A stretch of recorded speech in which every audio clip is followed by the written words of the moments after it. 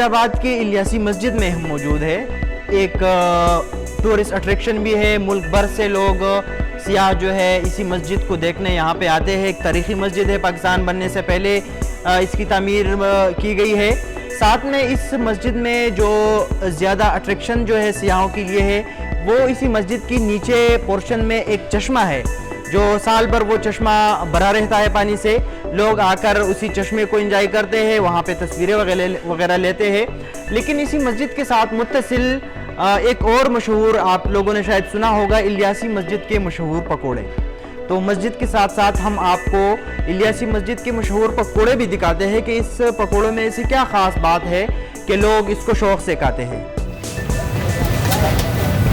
मेरा नाम असद है, फ्रेंड्स पकौड़ा शॉप है भाईजान। ये मुकाम इलियासी मस्जिद है, ये एबटाबाद के अंदर आता है, नवा शहर एबटाबाद में आता है। पहले मस्जिद बना था, फिर उसके बाद ये बना है। और ये हमारे बुज़ुर्ग थे, वो काम करते थे इधर, तो हमारी याद पैदाइश से भी पहले की है ये दुकान। तकरीबन 80-90 साल के लगभग इसका अरसा हो गया। भाई ज़ाहिर बात है, अगर पसंद होगी तो चीज़ मशहूर होगी ना, तो चीज़ अच्छी होगी तो पसंद भी होगी, ज़ाहिर बात है। तो अगर आपको पसंद आएगी चीज़ तो फिर वो मशहूर होगी। ये मुख्तलिफ जायका, इसका थोड़ा 19-20 का जायके के अंदर चेंज है। ये गोल चिप्स हैं, ये आलू वाले हैं, और ये प्याज वाले हैं, वो अंडे वाले हैं, और वो रोल हैं। ज़्यादा देखें जी, ये तो पसंद अपनी अपनी की बात है ना, और ज़्यादा ये आलू वाले चलते हैं, ये वाले।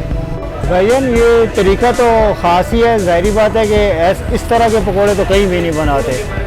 तो ये आलू हैं, ये प्याज वाले हैं, और ये ज़ाहिर बात है मसाला भी इनमें डिफरेंट होता है ज़रा सा, तो उस वजह से ज़रा पसंद भी होते हैं।